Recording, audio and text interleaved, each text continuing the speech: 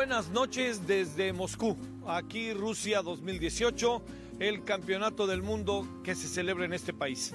Eso que usted vio a mis espaldas y que le voy a pedir a Raúl que lo vuelva a ver, es el gran monumento de Pedro el Grande que está sobre el río Moscú. Hay toda una historia cargada de leyendas sobre lo que pasó precisamente con este monumento. Este monumento se hizo pensando en regalarlo, obsequiarlo, venderlo, ni más ni menos que a Estados Unidos, a España, en fin, a quien fuera, pero que tuviera que ver con los 500 años del encontronazo, descubrimiento, como usted le quiera llamar, de América de 1492. Lo que pasó es que nadie lo quiso comprar, nadie lo quiso comprar. La figura, si la alcanza a ver, de Pedro el Grande, puede usted verle cara de Cristóbal Colón. Pero bueno, le cambiaron el asunto y lo cambiaron por Pedro el Grande en una especie de intento de hacerle un homenaje a Pedro el Grande, que es una especie de modernizador del Estado ruso en el siglo XVIII, ahí para que yo no le falle. Bueno, también aquí ve otra cosa, fíjese que es muy interesante sobre el río Moscú. Al fondo hay un letrero ahí como comercial, da la impresión, sobre un círculo que dice Octubre Rojo. Esa era originalmente una fábrica de dulces y chocolates. Esto que usted está viendo es el inicio de nuestro programa, como todos los días. Ya le hemos dicho y le hemos repetido varias veces, este país en esta época del año particularmente llega a tener noches muy cortas. Anochece muy tarde y amanece muy temprano. Y hoy no es la excepción. Hoy llovió al mediodía, pero hacia la noche, como usted ve, sé que usted va a decir cómo es eso que sea la noche, aquí oscurece tardísimo, pues simplemente le diría que hoy por hoy, pues aquí está la luz a todo lo que da, se fueron las nubes, dejó de llover y está la noche futbolera para ver qué pasa al ratito entre el equipo de Egipto y el equipo estará pasando ahorita ya, entre Egipto y Rusia, que ha generado una enorme atención por diferentes razones futboleras. Bueno, aquí estamos y también le muestro, porque no quiero dejar de hacerlo, toda esa parte que usted ve de aquel lado. Para los que conocimos la Rusia, la Unión Soviética comunista, todo lo que usted ve de aquel lado, pues son desde casas, de edificios de departamento, el que está ahí a la mitad más o menos, son bastante lujosos, y esta es la iglesia de Cristo Salvador que se encuentra, que le hemos visto ya desde varias ópticas. Bueno, aquí andamos en un día más de este mundial. Allá le estarán contando cómo están los resultados, Marcos le estará contando a lo largo del día, Alejandro, pero nosotros encontramos hoy, y con eso queremos iniciar, algo que nos llamó poderosamente la atención. Sabemos bien que Lev Yashin fue este gran símbolo del fútbol, el portero, la araña negra, un hombre que se convirtió en un emblema auténticamente para el propio régimen comunista. Lo exprimieron hasta decir basta, hasta que de repente, la verdad yo pienso que les dejó de servir, perdón que lo diga así, se retiró Lev Yashin y después de que se retiró, padeció muchas cosas, pero mire lo que encontramos en las calles precisamente de Moscú.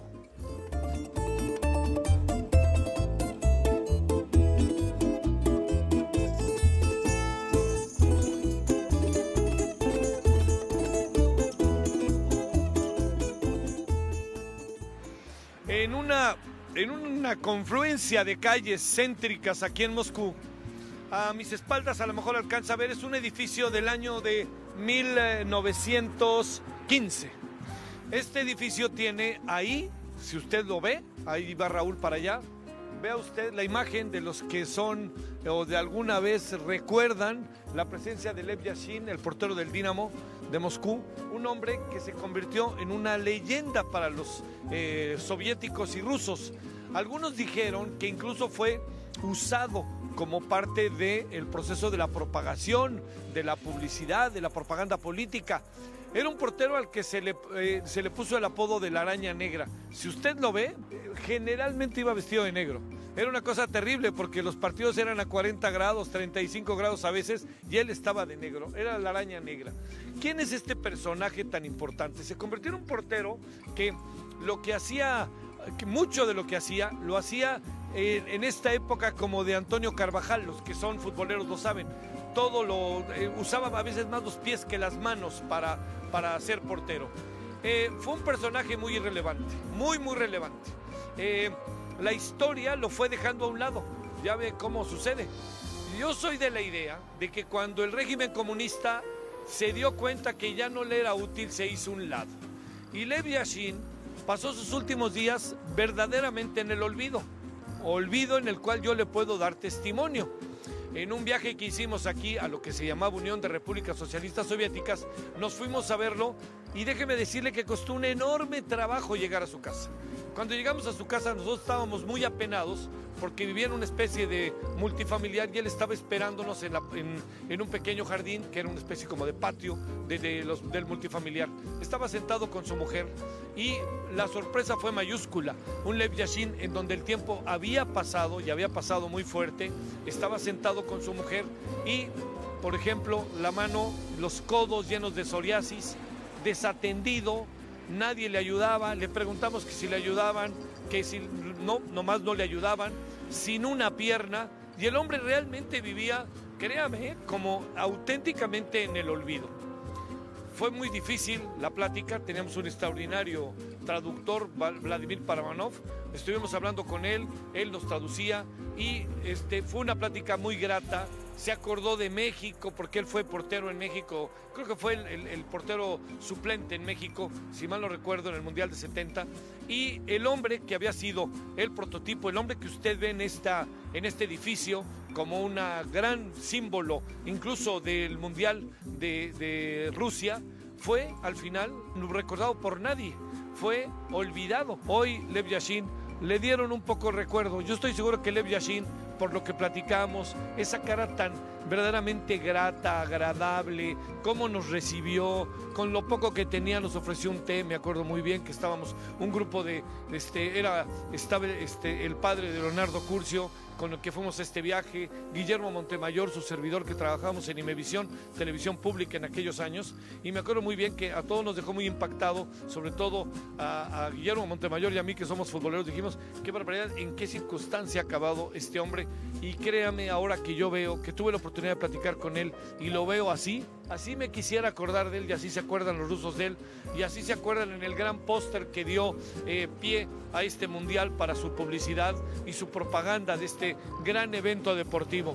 Bueno, se acordaron tarde de Lev Yashin, pero se acordaron, pero la verdad, murió bajo condiciones en verdad muy desfavorables, muy distinto de cómo el régimen comunista trató de hacer la máxima propaganda para mostrarlo como uno de sus grandes éxitos, pero también un hombre sencillo, tranquilo, que merecía un final realmente, créame, diferente del que tuvo.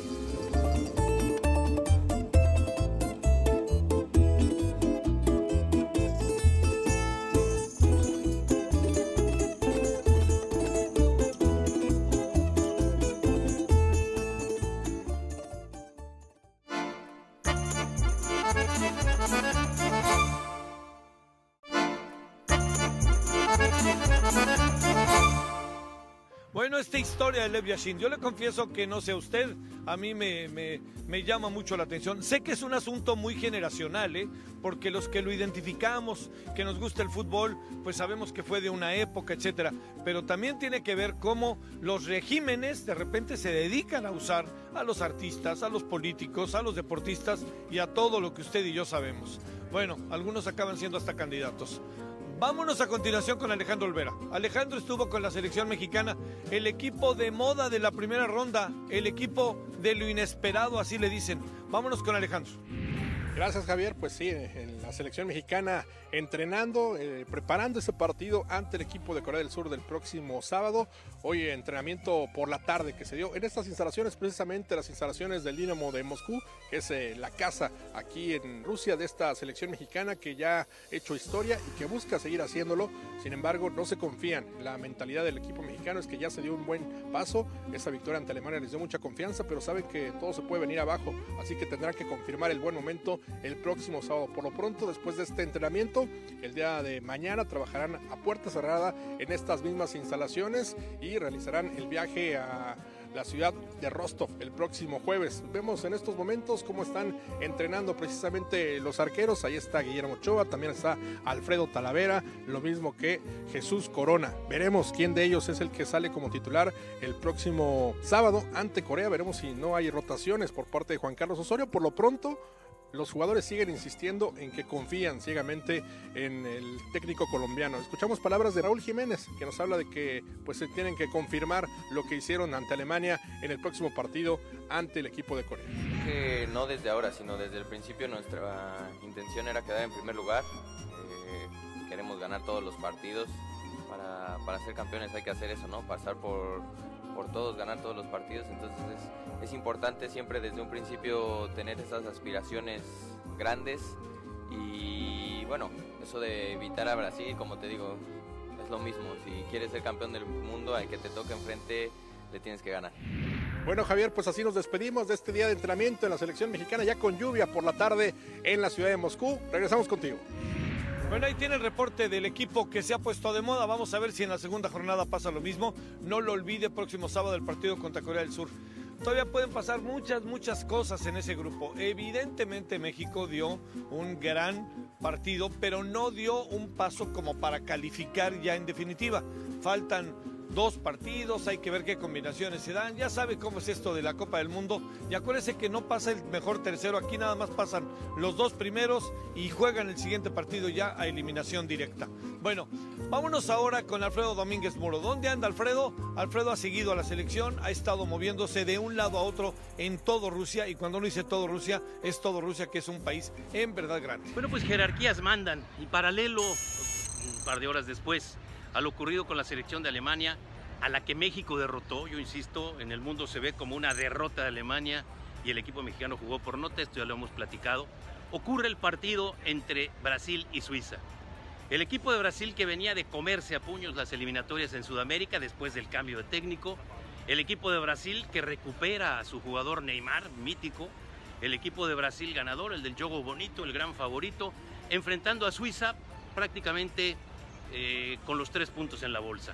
Y si arrancan además con el golazo de Coutinho, parecía que esto era goleada. Al final del camino, los suizos con el fútbol, como usted lo quiera describir, muy práctico, yo le diría que muy sencillo, muy físico, logran ese empate que para ellos es maravilloso y es histórico. Y para los brasileños esto es casi una tragedia. Si tuvo oportunidad de ver el partido, se dará cuenta que Neymar de pronto no apareció. La única forma en que uno distinguía a Neymar en la cancha era por ese peinado espantoso que ahora decidió utilizar, más preocupado por el diseño de su figura y cómo se ve, que por lo que tendría que hacer en la cancha. Neymar sí, sin duda es el que se va a echar al equipo al hombro. Lo importante es saber cuándo, porque ya perdieron 2 puntos. Bueno, gracias Alfredo, vámonos a una pausa. Mire usted, también ha visto pasar ahí los barcos, ahí al rato, a ver si el fin de semana le presentamos una cosa que hicimos en los barcos, que está padrísimo. Es todo un tour por todo el río, con tintes de serpiente que tiene esta ciudad, que es el río Moscú. Y ahí lo dejamos con esto que a usted no le impresiona, a nosotros nos ha impresionado mucho. ¿Vea usted esto? Yo creo que pocas veces he visto no sé si una escultura, qué trabajo. Es la muy famosa escultura de Pedro el Grande, que ya le contábamos al inicio de la emisión de hoy. Pues parece que, bueno, todo indica, más allá de la leyenda, que a principios de los 90 lo trataron de vender a Estados Unidos, a España nadie lo quiso comprar y dijeron, bueno, vamos a hacer lo mejor, en lugar de Cristóbal Colón, Pedro el Grande, lo ponemos en el río Moscú y vámonos a otra cosa. Bueno, pausa, aquí Rusia 2018, Canal 11.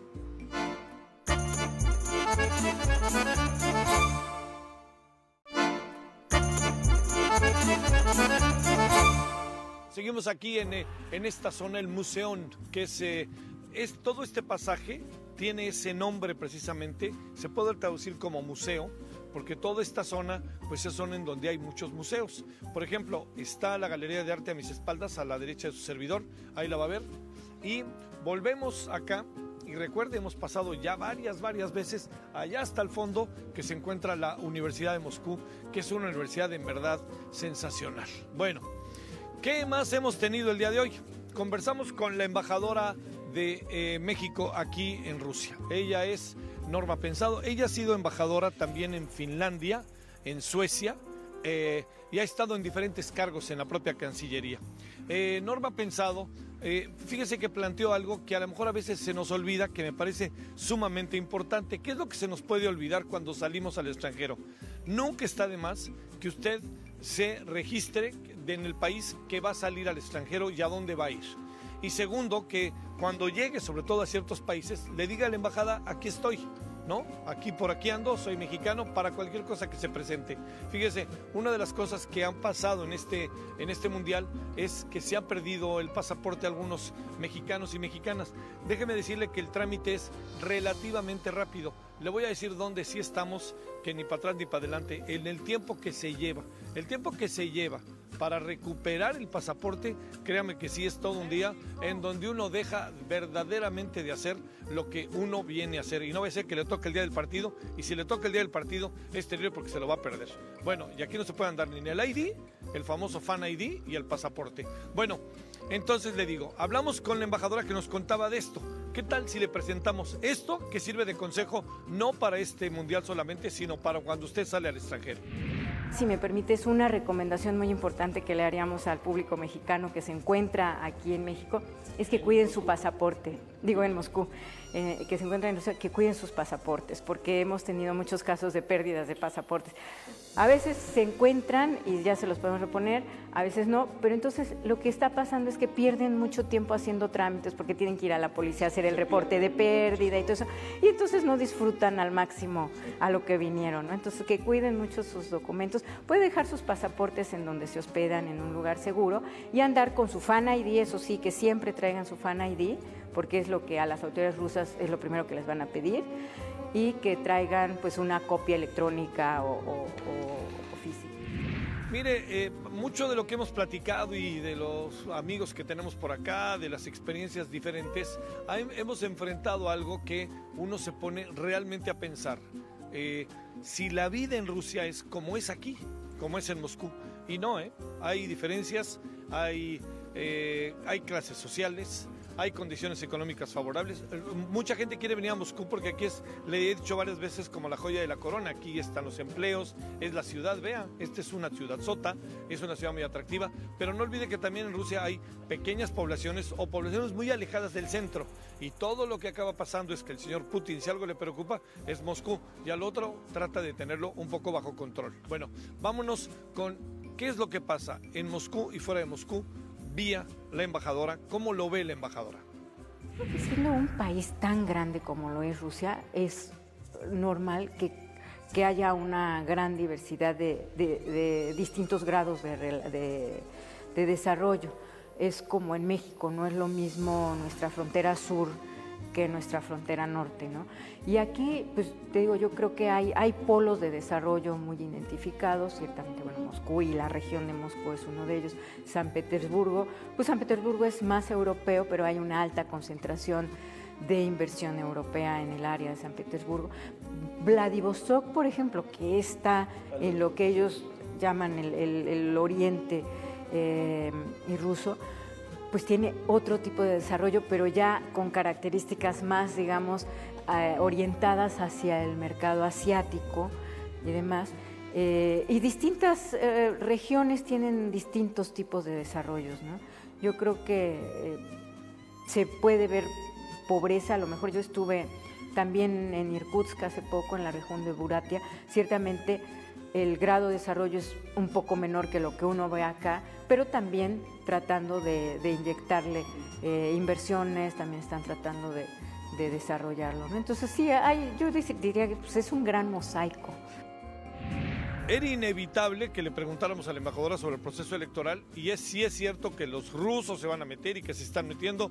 Bueno, por más que la respuesta usted y yo intuyamos cuál es, siempre es bueno hacer la pregunta y sobre todo también ver qué tantos mexicanos podrían votar aquí en Rusia con el voto en el extranjero, que ya ve que se ha instrumentado a través del Instituto Nacional Electoral.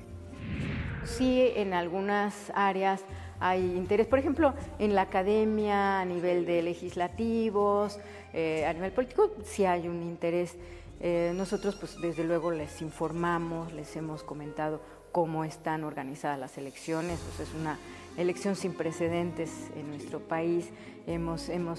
Cada vez que hay un interés, pues hemos aprovechado para comentar pues la particularidad de esta elección, la grandeza, la complejidad por todos los cargos electorales que van a hacerse, el tema del voto en exterior, pero digo, creo que no es un tema que esté así como en el radar de... Sí. Bueno, aquí sabemos que quienes activaron sus credenciales y se registraron en la lista nominal fueron alrededor de 70.